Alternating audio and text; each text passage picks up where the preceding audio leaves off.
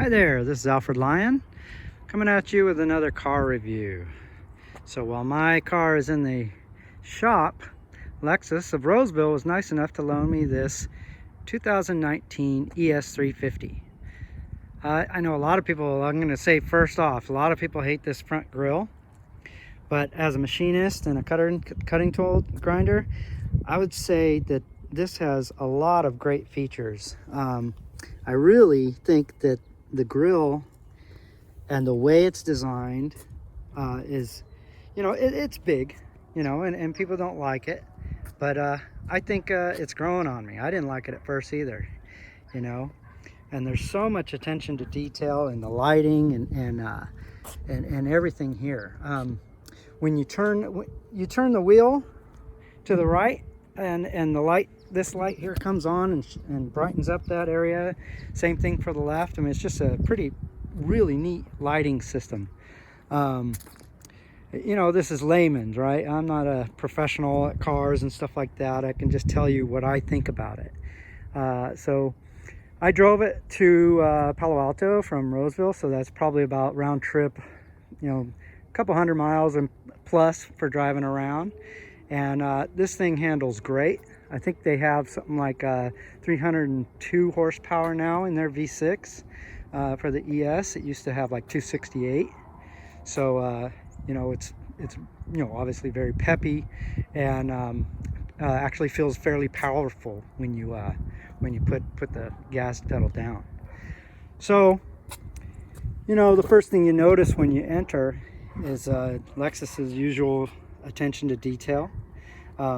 I was impressed with the all of the technology that's in there, all the safety technology that's pretty much standard in most car makers nowadays.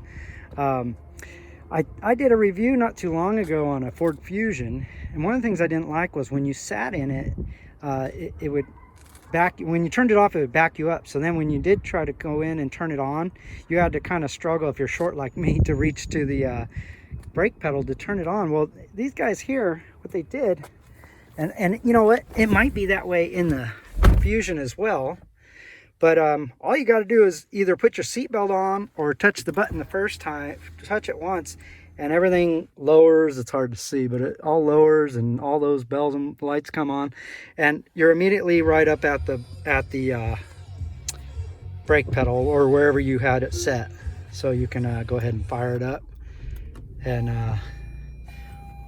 everything comes on nice and neat.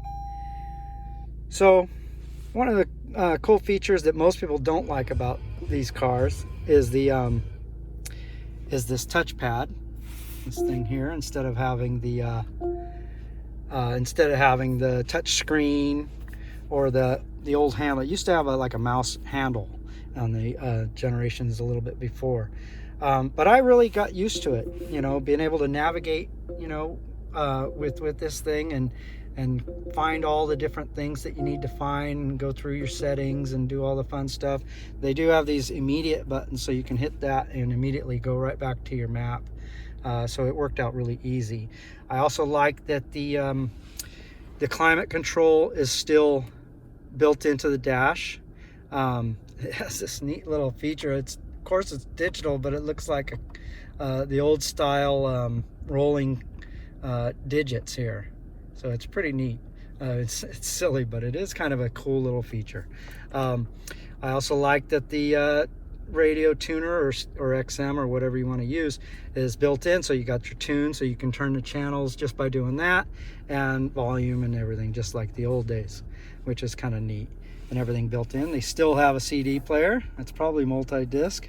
You got your automatic seats, and it corresponds to the temperature that you set. So if you want it warmer, if you have it set warmer, it'll automatically start warming if it feels your body.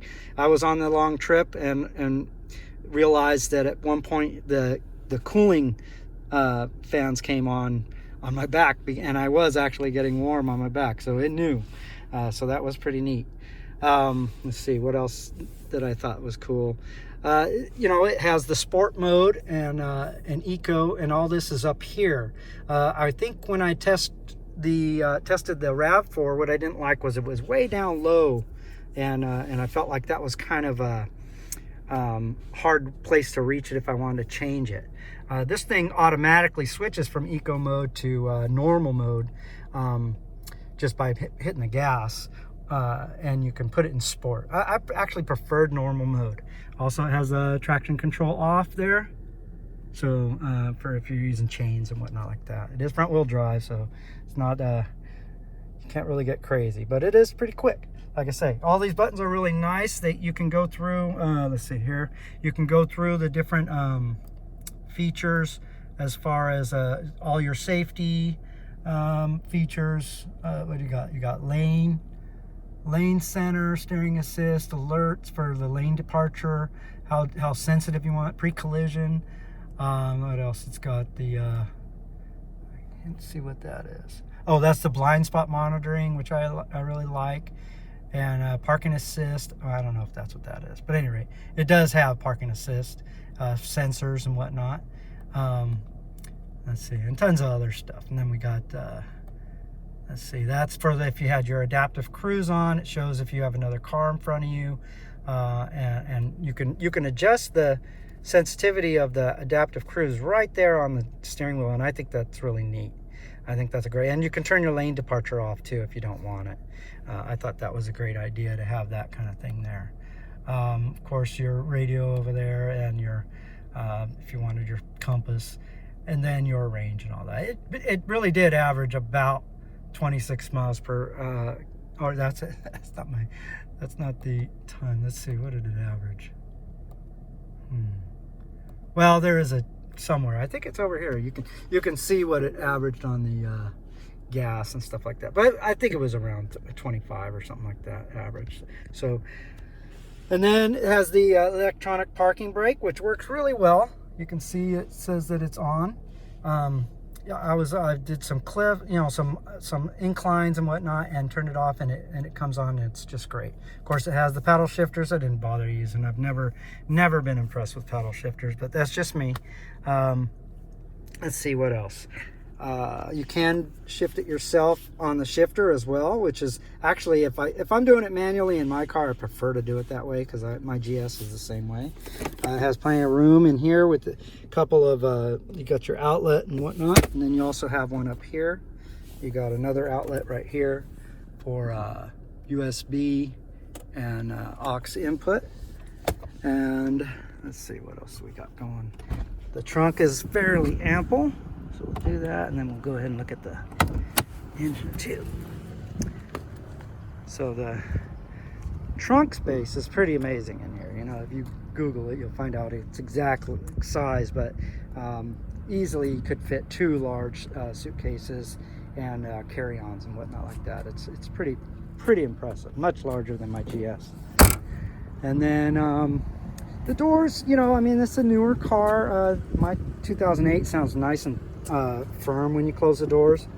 This has kind of a that tinny sound to it that I don't love, but it was a very quiet car. Let's see, let me check out the engine here for you.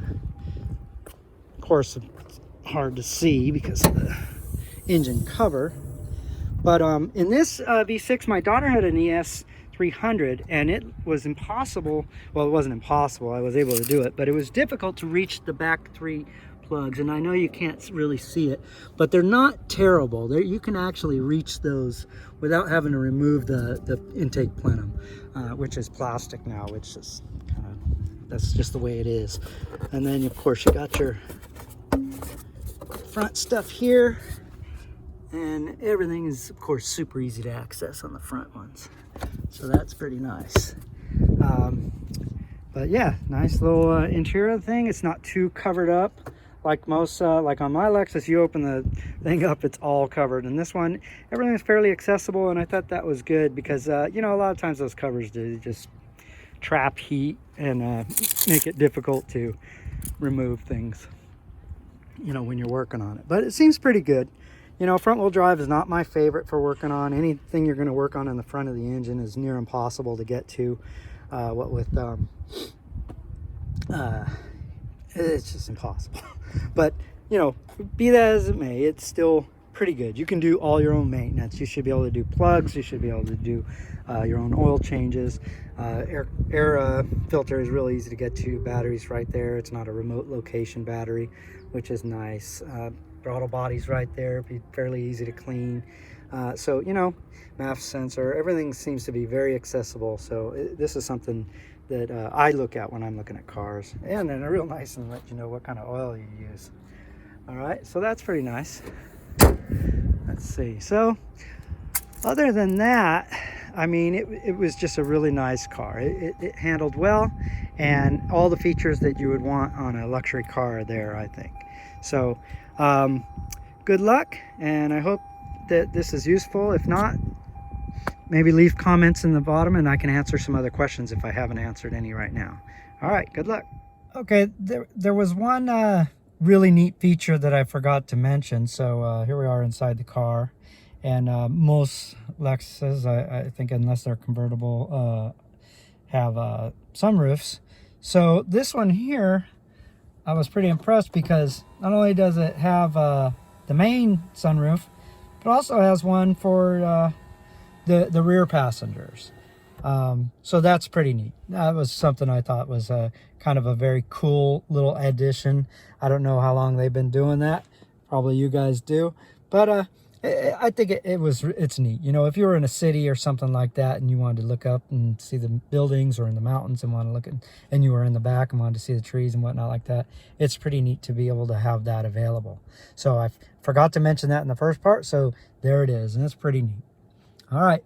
Thank you for watching.